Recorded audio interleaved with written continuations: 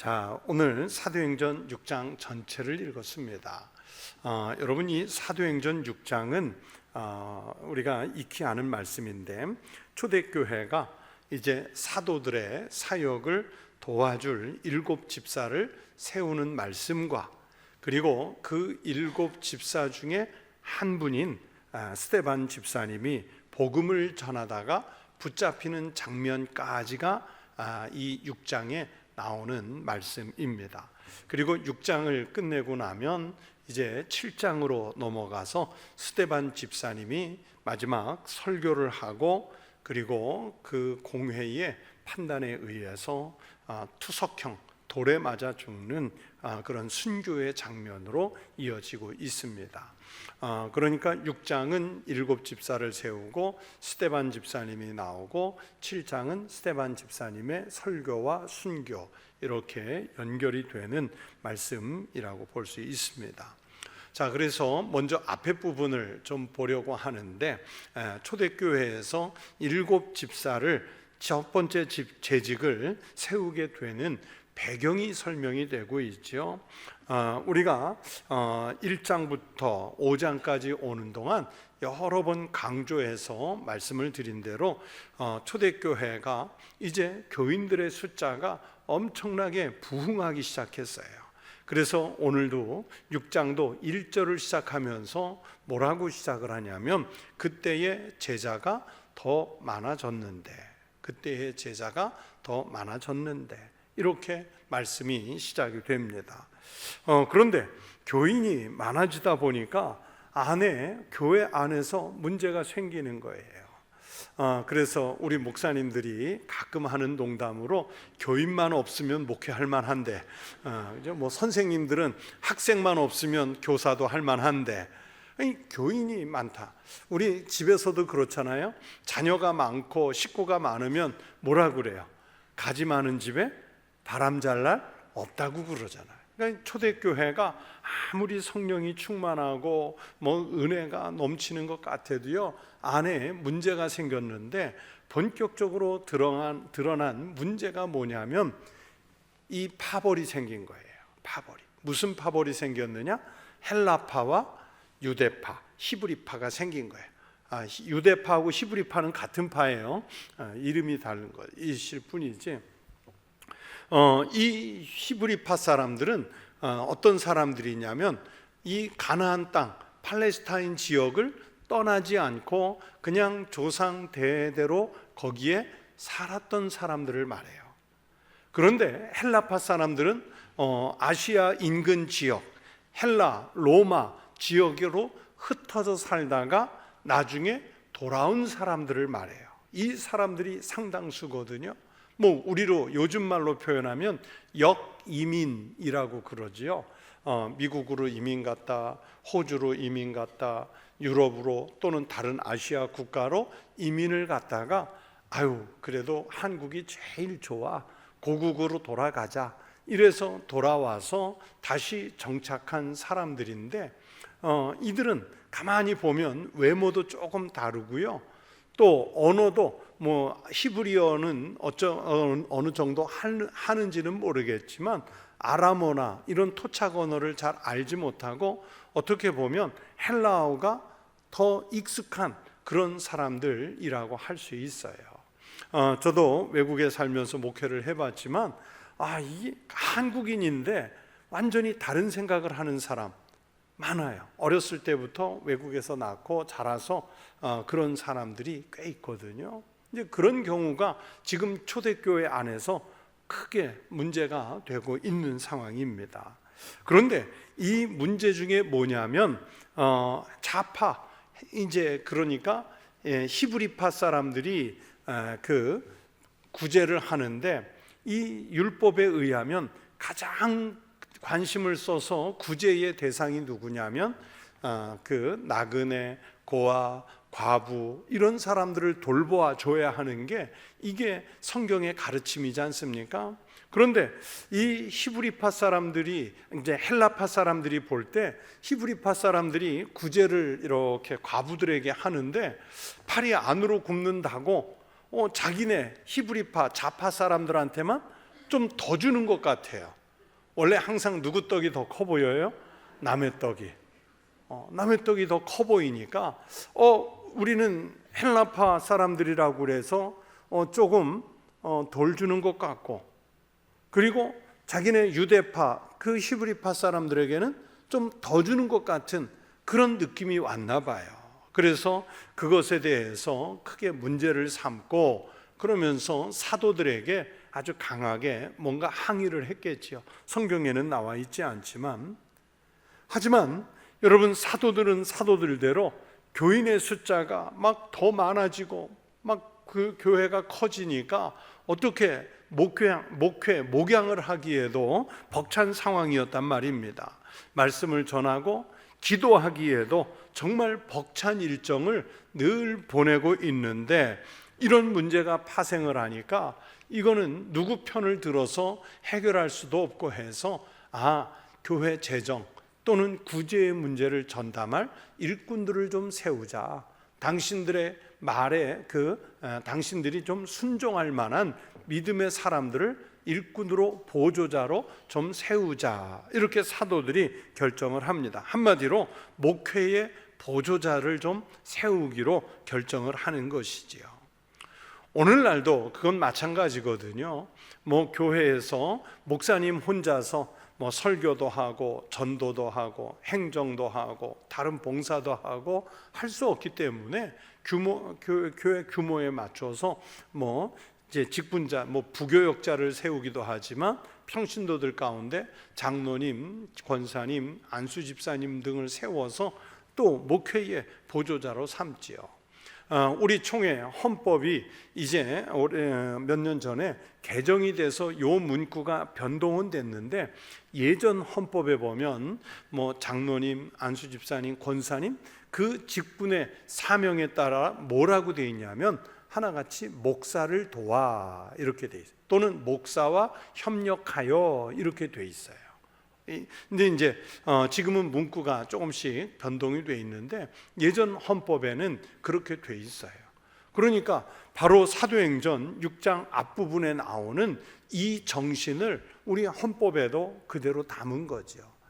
사도들을 도와서 이 구제의 업무를 감당할 직분자를 세우기로 한 것처럼 오늘날도 재직으로 직분자로 세움을 받은 것은 목회자를 도와 교회 일을 분담해 달라는 뜻에서 세우는 거예요. 그러니까 장로님, 안수집사님, 권사님들은 이 성경의 정신을 잘 알고 계셔야 되는 거예요. 그런데 누구를 세워야 하느냐? 여기에 그 세워야 하는 조건이 제시가 되고 있습니다. 3절 말씀에 여러분 같이 읽어보시겠어요? 3절, 형제들아 너희 가운데서 성령과 지혜가 충만하여 칭찬받는 사람 7을 택하라. 우리가 이 일을 그들에게 맡기고. 그랬어요. 누구를 세워야 되는지, 어떤 사람이 교회 재직으로 세움을 받아야 하는지 그 조건을 제시하는 말씀이 오늘날까지도 그대로 적용할 수 있는 바로 표본의 말씀 같은 게 여기에 나온단 말이에요. 3절에. 자, 그래서 오늘 본문에는 3가지 조건을 얘기하죠. 첫 번째는 어떤 사람일까요? 성령이 충만한 사람. 성령이 충만한 사람. 즉 하나님의 영에 메인받은 사람, 하나님의 영에 붙잡힌 바 된 사람을 세워야 한다는 말씀입니다. 로마서 8장 9절에서 또 사도 바울도 일꾼에 대해 이렇게 말씀해요. 누구든지 그리스도의 영이 없으면 그리스도의 사람이 아니라. 그리스도의 영이 없는 사람은요, 그리스도의 사람이 아니라는 거예요. 교회에 와서 앉아 있으면서도 하나님의 영, 즉 거룩한 영, 성령에 붙잡힌 바, 메인 바 되지 않으면 그를 온전한 그리스도인이라고 말할 수 있겠어요? 성령에 메인 바 되지 않은 사람이 하나님의 일을 감당해낼 수 있겠어요? 제가 처음 신학대학에 입학할 때 저희 과에, 신학과에 당연히 대부분 그 당시 80년대 초반에는 그냥 목사가 되려고 하는 사람들이 들어오는 학교라고 생각했을 거 아니에요? 127명이 입학을 했는데 나중에 목사가 된 사람은 한 딱 절반, 한 65, 6명밖에 안 돼요. 아버지가 목사님이어서, 장로님이어서, 권사님이어서 아들 목사 만들고 싶으니까 신학교 가라고. 내가 너 날 때부터 서원했으니까 신학대학 가라고. 이래서 보내놨는데 본인은 하나님 앞에 아직 소명이 없단 말이에요. 부름을 받지 않았단 말이에요. 또 친구 중에 어떤 사람은 강제로 들어왔는데 학교를 다니다가 1년, 2년, 3년 이렇게 다니다가 보니까 하나님께서 나를 부르셨다는 사명을 확실하게 그 소명의식을 깨닫고 정말 그때서 이제 목사가 되겠습니다. 주의 종이 되겠습니다. 선교사가 되겠습니다. 그렇게 서원하고 작정하고 그래서 신학을 계속해서 목회자가 된 동기들도 있어요. 꼭 비단 목회자만 그렇겠습니까? 장로님도, 안수집사님도, 권사님도 마찬가지예요. 그리스도의 영이 없이 그저 그 직분을 탐해서 그 직분의 이름을 얻기 위해 묘비에라도 새길 그 이름 하나 얻기 위해서 직분을 탐한다면 그것은 하나님 앞에 부끄러운 일이에요. 그래서 초대교회에서도 처음 재직을 세우면서 하나님의 영, 즉 성령이 충만한 사람이어야 한다고 조건을 달았어요. 말씀에 충성하는 사람, 예배를 거룩하게 여기고 참여하는 사람, 기도하기를 쉬지 않는 사람, 성경을 늘 가까이 하는 사람, 하나님의 영에 사로잡혀서 그렇게 메인바된 사람이 하나님의 일을 할 때 이 초대교회의 역사가 우리에게도 일어날 줄로 믿습니다. 즉 이런 사람은 세상적 기준, 자기가 인생 살아온 기준으로 교회를 바라보고 교회 일을 하려는 것이 아니라 여러 가지 방편으로 과연 이 업무에 하나님의 뜻은 어디에 있는가, 그러면서 아주 끈질기게 하나님의 뜻을 분별해서 일하는 사람이 교회에는 필요하기 때문에 성령이 충만한 사람이어야 한다고 오늘 성경은 말씀하고 있습니다. 또 두 번째는 어떤 사람이냐? 지혜가 충만한 사람. 인간의 지혜가 아니라, 인간의 학벌이나 지식이 아니라 성령의 충만함으로 얻는 지혜자를 찾으라는 거예요.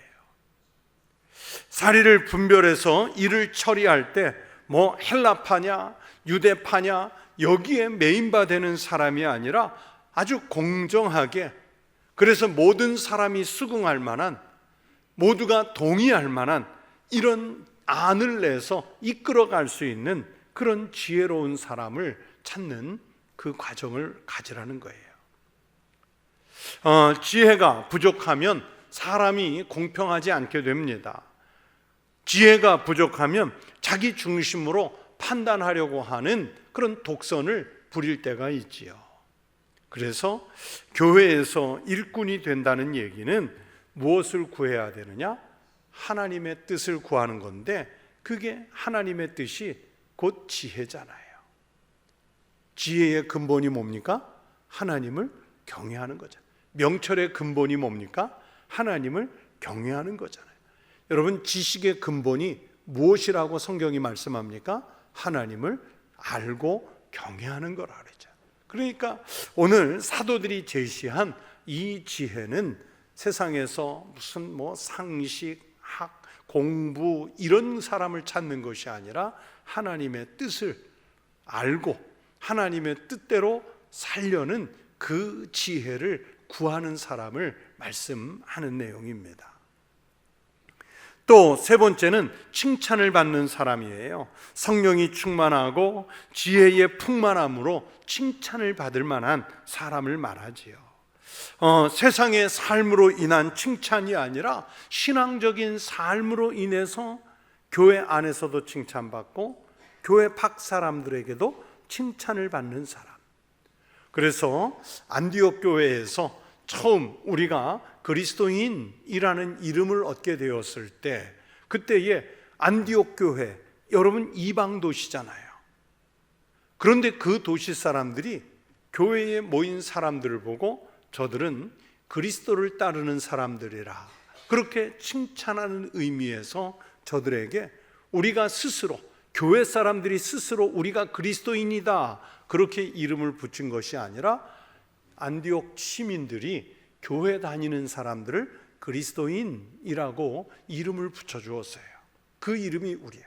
그런데 오늘날 우리는 우리 스스로가 그리스도인입니다 말은 그렇게 하는데, 과연 교회 밖의 사람들이 청북교회 교인들을 보고 저들은 진짜 예수를 따르는 사람들이야, 저들은 진짜 그리스도인이야 이렇게 말하고 있는지를 생각해 볼 필요가 있습니다. 그래서 사도 바울은 감독과 집사의 조건에 대해 디모데전서에서도 말씀하면서 어떤 조건을 냅니까? 외인에게도 칭찬받는 자라야 할지니라. 외인이 누구예요? 외계인을 말해요? 외국인을 말해요? 교회 밖에 있는 사람들이 인정을 받아야 되는 거예요. 그래서 초대교회, 우리 한국 초대교회 때 세미얼 마페 선교사님이 그 처음 세례를 주고자 하는 사람들을 이제 세례 교육을 하고, 그리고 세례식 당일 주일이 되면 아침 일찍 박아무개 씨가, 이름까지 나와요, 박아무개 씨가 사는 동네에 가서 오늘 박아무개 씨가 우리 교회에서 세례를 받는데 이 사람이 세례받기에 적합한 사람인지 동네 사람들에게 물었다는 기록이 있어요. 예수 믿고 교회 다닌다고 하면서 예수 믿기 전과 똑같으면 세례 조건이 안 맞는 거예요. 그래서 제가 자주 항존직 선거할 때마다 되면 얘기하잖아요. 항존직 후보자로 올라온 사람들 이름이 이제 후보자가 정해지면 그분이 사는 동네 가서 반경 500m 사람들에게 이 사람이 우리 청북교회 장로 안수집사 권사 후보가 됐는데 좀 동네에서 그리스도인답게 남다르게 살고 있습니까? 하고 동네 사람들에게 물어봐서 과반을 얻지 못하면 탈락. 평생 은퇴하기 전에 한번 꼭 해보고 싶어요, 그거. 근데 물어봤어. A라는 분을 물어봤는데 그 사람 교회 다녔어요? 전혀 몰랐네. 우리보다 더 악해. 그럼 어떻게 하겠어요? 그거 안 되잖아요. 이 초대교회에서 사도들이 교회의 일꾼으로 세우는 조건이 성령도 충만하지만 지혜도 충만해야 하지만 교회 안에서 인정을 받고 교회 밖의 사람들에게 칭찬을 받는 조건을 이 얘기하고 있어요. 여러분, 재직으로서 일하시는 여러분, 교회 밖에 여러분이 살고 있는, 여러분이 일하는 일터 모든 곳에서 과연 칭찬을 받고 있는지를 살펴볼 필요가 있습니다. 바로 이런 세 가지 영적인 기준을 갖고 첫 집사 7명을 선택하지요. 5절에 그 명단이 나와요. 온 무리가 이 말을 기뻐하여 믿음과 성령이 충만한 사람 스데반과 또 빌립과 브로고로와 니가노르와 디몬과 바메나와 유대교에 입교했던 안디옥 사람 니골라를 택하여 그랬어요. 여러분, 이 7명의 첫 집사님들이 완벽했겠습니까? 인격이 완전하고 신앙이 완전하고 사람들과의 관계가 완전하고 그래서 세움받은 것은 아니었겠지요. 그러나 그 많은 초대교회 교인들 중에 이렇게 인정을 받고 선택을 받았다는 것은 이분들이 교회의 지도자가 될 만한 자격을 갖추었기 때문에 선출이 됐습니다. 사도들이 지명해서 세운 것이 아니라, 보세요, 오늘 말씀해 보면 교인들에게 맡겨서 그들에게 존경받는 사람들이 선택이 되었잖아요. 이 7명의 행적이 성경에 많이 드러나지는 않습니다. 잘 드러나지가 않아요. 그러나 대표적으로 드러나는 분이 있는데 첫 번째 스데반이죠. 이 스데반 집사님은 이제 사도행전 6장 오늘 본장에서 바로 체포가 되고 또 다음 장 7장에서 마지막 설교하고 순교하는 분으로 기록이 됩니다. 그리고 빌립 집사님은 좀 그래도 성경에 많이 등장을 해요. 사도 빌립, 예수님 제자 빌립과는 다른 분이죠. 사도행전 8장에 이 빌립 집사가 사마리아에 가서 전도한 이야기가 상세하게 나옵니다. 그리고 또 그 사마리아를 떠나서 광야에서 에디오피아 내시에게 복음을 전하고요, 또 그에게 세례를 주는 장면도 성경에 있습니다. 그리고 나중에 어디까지 가서 사느냐? 가이사랴에 가서 이 빌립 집사가 삽니다. 나중에 사도 바울이 복음을 전하다가 가이사랴에 갔을 때 어디에 머무느냐? 빌립 집사의 집에 머물게 됩니다. 그래서 사도행전 21장 8절에 빌립 집사가 또 등장을 해요. 이튿날 떠나 가이사랴에 이르러 7 집사 중 하나인 전도자 빌립의 집에 들어가서 머무르니라. 그런데 이 집 식구들은요, 정말 은사가 컸나 봐요.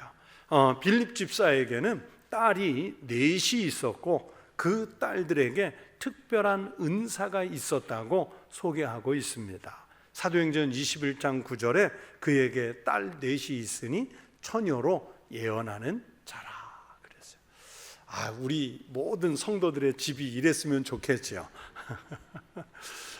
아버지는 전도자고, 어머니는 신앙 교회 살림을 맡아 하고, 또 딸들과 아들들은 예언도 하고, 열심히 이렇게 하는 집이 꼭 되셨으면 좋겠습니다.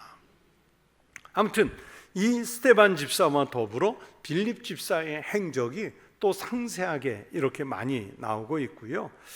그리고 니골라 집사라는 것은, 이분은 안디옥 출신 유대교에 입교했다가 나중에 그리스도인이 되는 개종한 사람이라는 것을 아는데, 안디옥 출신이라는 것을 굳이 밝힌 것으로 보아서 이방 사람이라는 것을 알 수 있죠.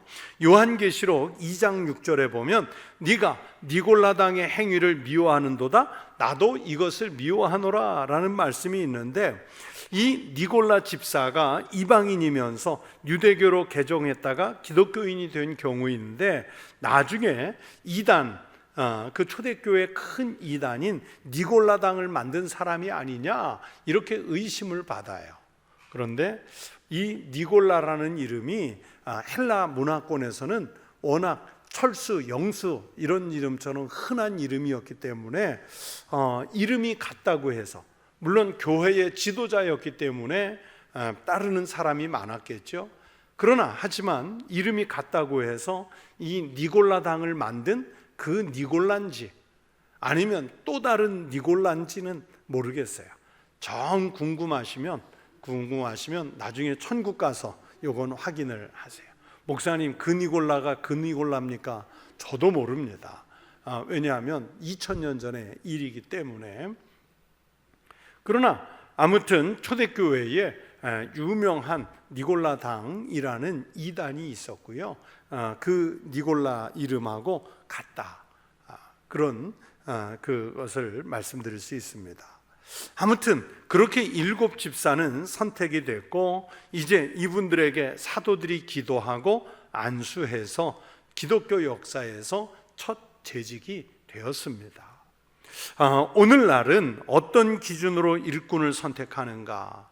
성령과 지혜가 충만하고 교회 안과 교회 밖에서 칭찬을 받는 사람이 세워지고 있는가? 이 질문을 해봐요.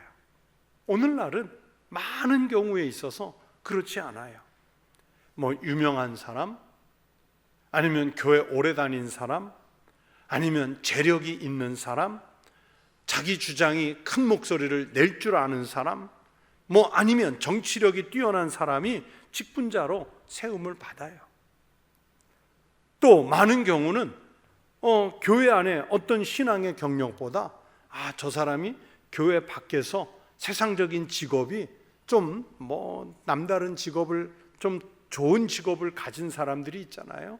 법조인이라든지 의료인이라든지 교직에 있다든지 이런 사회적 지위를 좀 가진 사람들이 신앙이 뭐 그렇게 깊어 보이지 않아도 쉽게 교회 일꾼으로 선택되는 경우를 우리 한국교회에서 정말 많이 볼 수 있어요.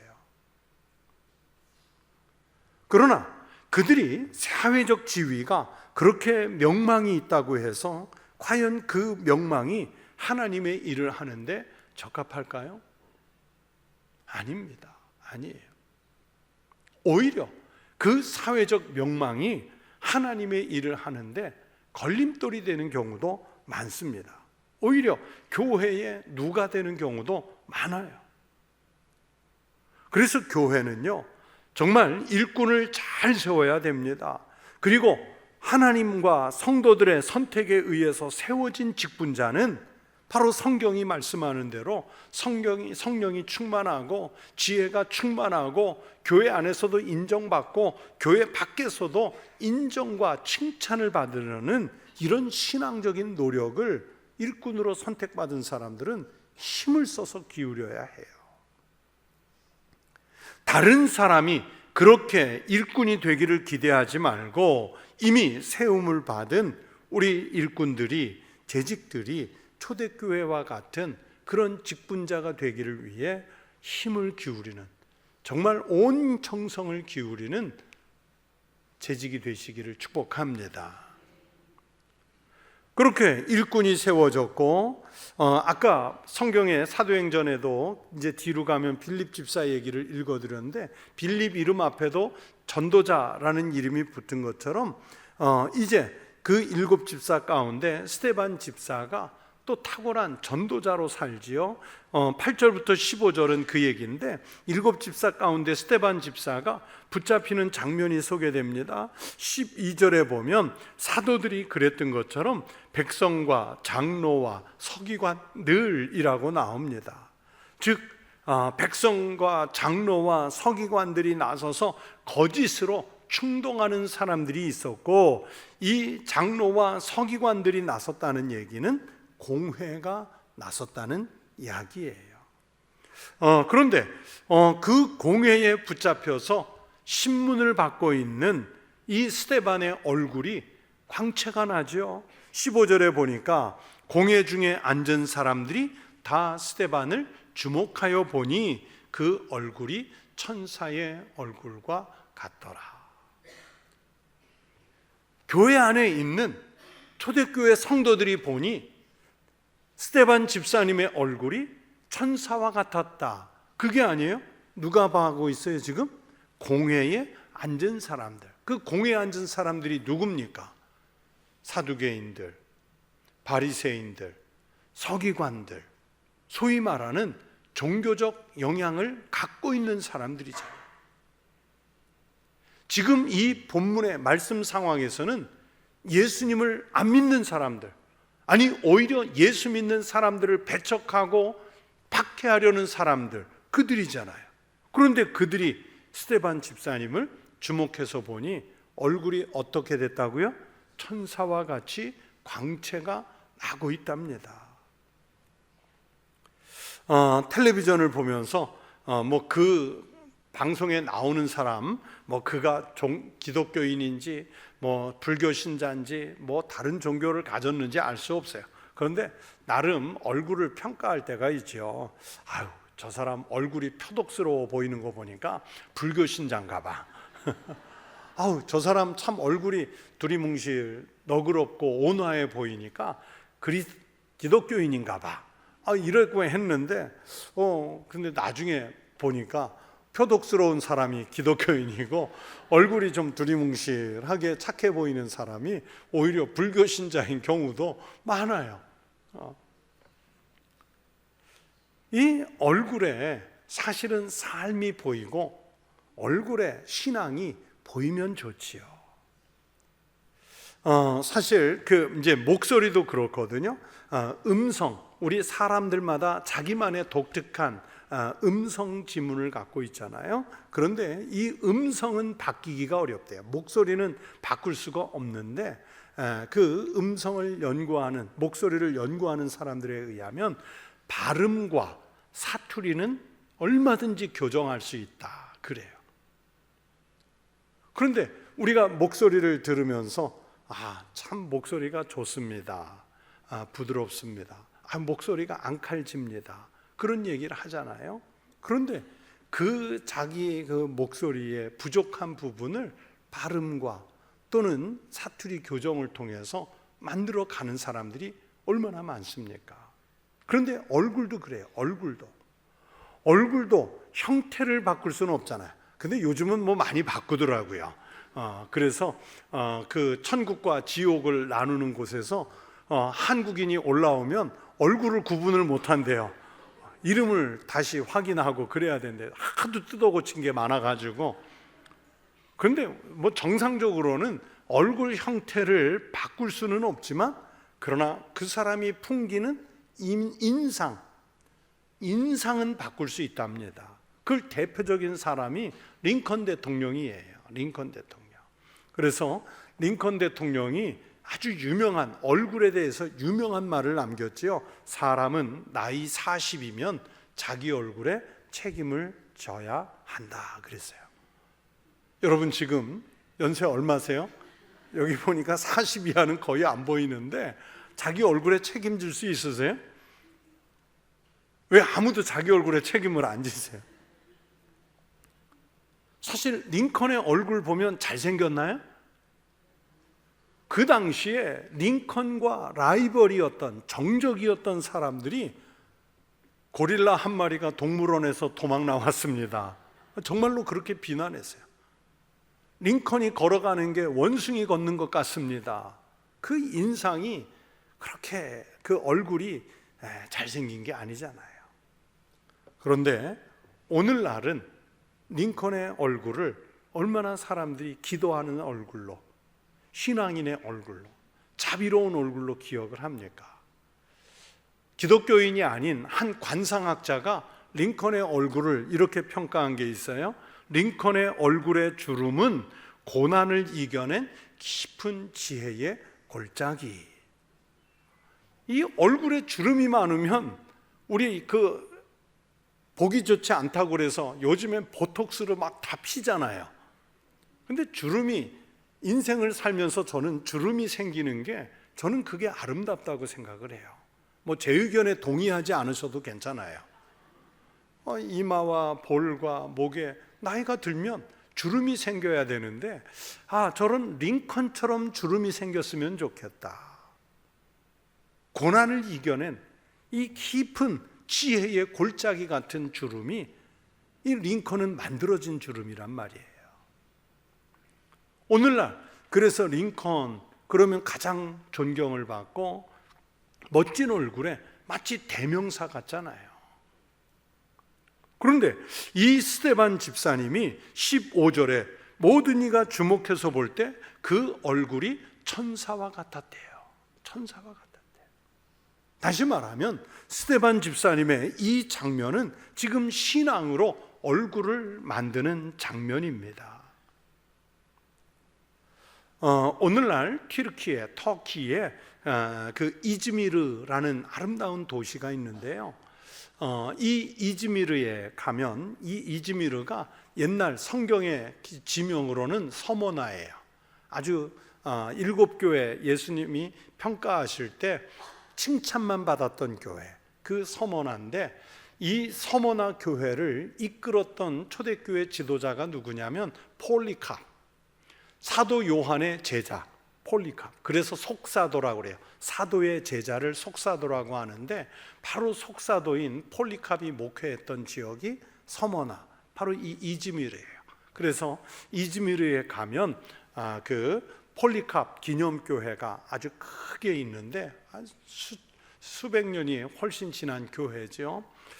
제 기억에 우리 교인들이랑 갔다 관람 시간이 끝나서 아마 못 들어간 것 같은데, 제가 이 교회를 여러 번 가보니까 이 이즈미르 서머나 그의 폴리캅 기념교회에 이렇게 둘러보면 성물들이 많이 있는데, 그 중에 그림 하나가 제 시선을 사로잡은 게 있어요. 수백 년 된 그림인데, 로마 박해 시대 때, 물론 이 폴리캅도 박해를 받아서 화형당해서 죽었거든요. 그 박해의 시대 때 그려진 그림인데, 추운 겨울날 물이 얼어가는 웅덩이에 초대교회 교인들을 집어넣고 얼리는 거예요. 그리고 그들이 도망치지 못하도록 로마 병사들이 둘레를 싸고 있어요. 그런데 그 속에 물에서 걸어 나오는 사람이 하나 있고 로마 병사 쪽에서 걸어 들어가는 사람이 하나 있어요. 이게 무슨 뜻이냐면, 지금이라도 예수를 부인하는 사람은 밖으로 나와라, 그러면 살려준다, 이렇게 이야기를 하니까 그 초대교회 얼어가는 물속에 있던 교인 하나가 걸어 나오는 거예요. 예수를 부인하고 걸어 나오는 거예요. 그런데 그 외에 나머지는 다 얼어 죽어가면서도 예수를 부인하지 않고 얼굴이 광채가 나는 거예요.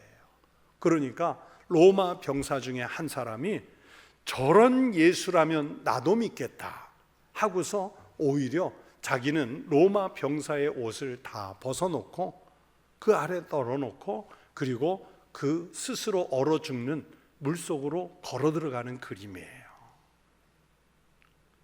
그 그림을 보는 순간요, 정말 눈물이 날 만큼, 정말 정신이 아찔할 만큼 신앙을 생각하게 돼요. 이 스테반 집사님의 이름은 아까 니골라라는 이름이 흔한 것처럼 이 스테반 집사님은 헬라파 유대인이거든요. 이 헬라 쪽 사람들에겐 아주 흔한 이름이에요. 오늘날 우리 스티븐 이름이 다 거기서 온 거거든요. 그런데 무슨 뜻이냐면 승리자의 관, 즉 면류관이라는 뜻이에요. 스티븐이, 그러니까 스테반. 그런데 승리자의 관, 면류관은 부모님으로부터 세습해서 얻어내는 관이 아니라 자기가 열심히 달려서 정말 자기가 열심히 노력해서 그 자리에 올라갔을 때 부여받는 관이 면류관이잖아요. 땀을 흘려야만 따낼 수 있는 관이 스테반, 면류관이란 말이에요. 그런 면에서 스테반 집사님은 이 신앙적으로 승리의 관, 면류관을 쓰시고 있는 겁니다. 이름 그대로. 자, 이 스테반 집사가 어떤 분이냐? 은혜가 충만했지요. 7 집사의 조건 맞잖아요. 10절에 지혜와 성령으로 말했습니다. 스테반이 지혜와 성령으로 말함을 이라고 말씀하잖아요. 즉 그분은 늘 신앙적인 이야기를 하는 분이에요. 사람들에게 위로와 격려와 용기를 주는 말을 했습니다. 아마 교회의 갈등에 대해서 헬라파 유대인을 대표해서 화해와 평화를 말했겠지요. 이것이 성령의 힘입니다. 오늘날 우리는 많은 경우에 좀 교회에서 영향력 있는 재직, 직분자가 되면 교회에 대한 불평, 불만, 사람들에 대한 평가 이런 걸 말하지 신앙적인 이야기, 위로와 격려를 주는 이야기, 평화를 말하는 이야기는 사실은 많이 없잖아요.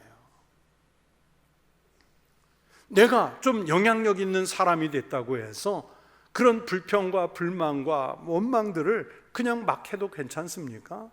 아니잖아요. 그런데 스테반 집사는 지혜와 성령으로 말했단 말이에요. 권능이 있었다고 성경이 얘기하죠. 기사와 표적을 민간에서 많이 행했다고 말씀해요. 즉 그리스도인으로서 능력을 발휘하며 살았습니다. 하나님께서 우리에게 주신 은사, 달란트가 있는데 그게 능력이 되게 우리가 활용하면서 살아야 되겠지 않나요? 담대한 용기를 가졌습니다. 같은 이야기를 듣고 반대파는 거짓 증언을 하고 음해를 하죠. 역으로 보면 이 장면에서 반대파들에 대항해서 용기를 갖고 아주 담대하게 복음을 선포하고 있다는 증거가 오늘 본문에 나오잖아요.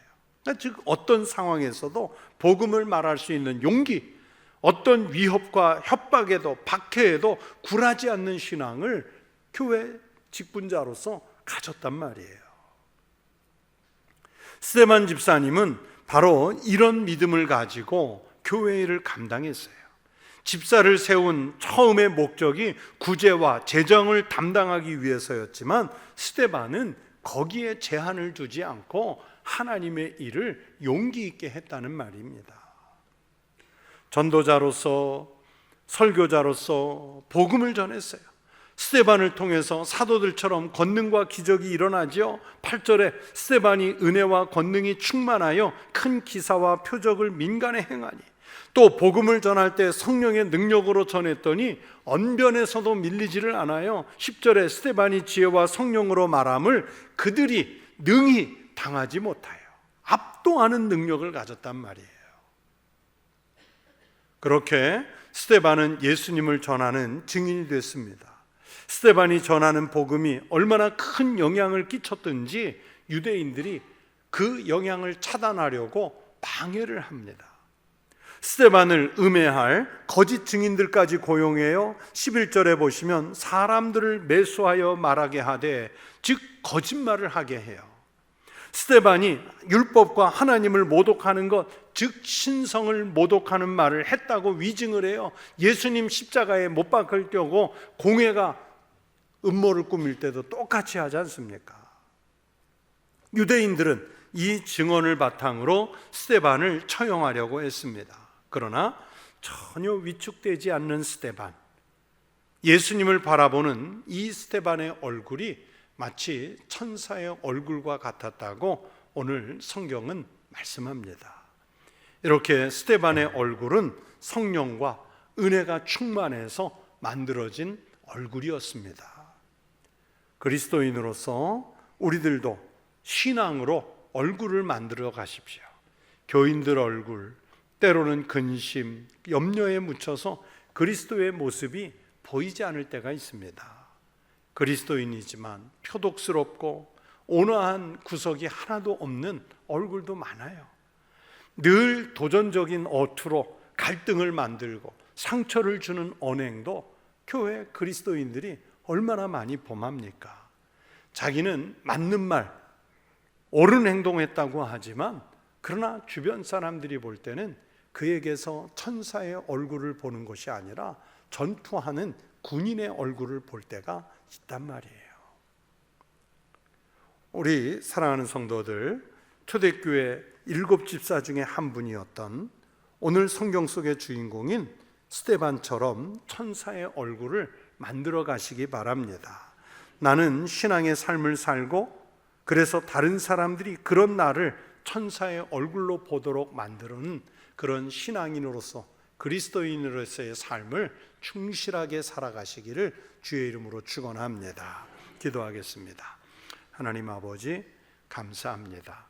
하나님께서 처음 초대교회 때 7 집사님을 먼저 세우신 것처럼 오늘 우리에게도 하나님께서 일꾼들을 세워서 우리를 교회 일꾼으로 세우셨으니, 초대교회 집사님들이 그랬던 것처럼 교회에서 충성된 종이 되고 삶의 자리에서는 전도자의 삶을 살고 영광은 온전히 하나님께 돌림으로 스데반 집사가 그랬던 것처럼 우리에게서도 천사의 얼굴 같은 광채가 나게 하여 주시옵소서. 이 시간 주님께 귀한 예물을 드린 손들이 있습니다. 헌금을 바친 그 손에, 그 가정과 일터에 더욱 풍성하게 채우시는 복이 있게 하여 주시옵소서. 예수님 이름으로 기도하옵나이다. 아멘.